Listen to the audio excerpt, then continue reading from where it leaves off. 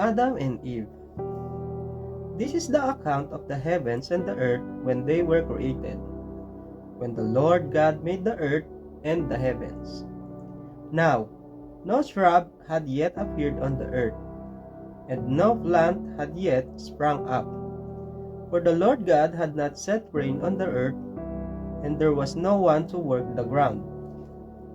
But streams came up from the earth and watered the whole surface of the ground.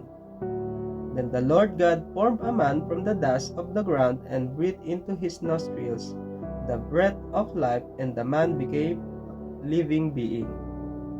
Now, the Lord God had planted a garden in the east in Eden, and there he put the man he had formed.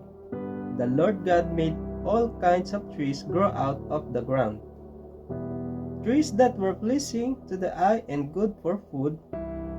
In the middle of the garden were the tree of life and the tree of the knowledge of good and evil.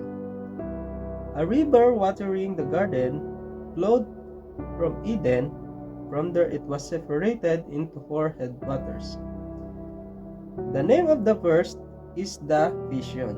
It winds through the entire land of Havilah, where there is gold. The gold of the land is good. Aromatic resin and onyx are also there. The name of the second river is the Gihon. It winds through the entire land of Cush. The name of the third river is the Tigris. It runs along the east side of Ashur. And the fourth river is the Euphrates.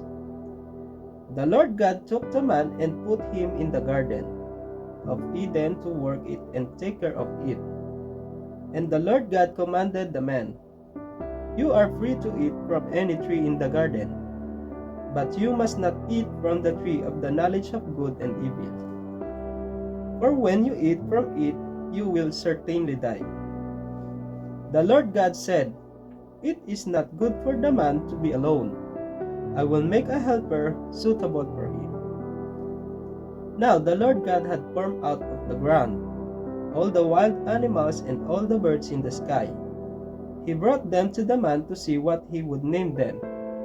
And whatever the man called each living creature, that was its name.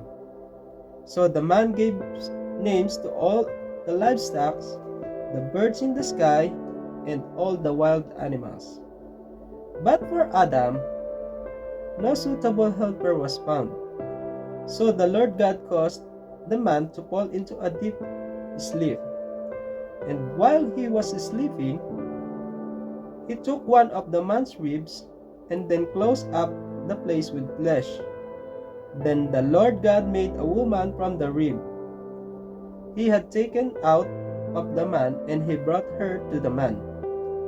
The man said, "This is now of my bones and flesh of my flesh. She shall be called woman, for she was taken out of a man."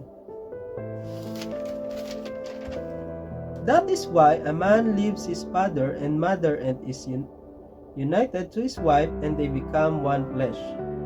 Adam and his wife were both naked, and they felt no shame.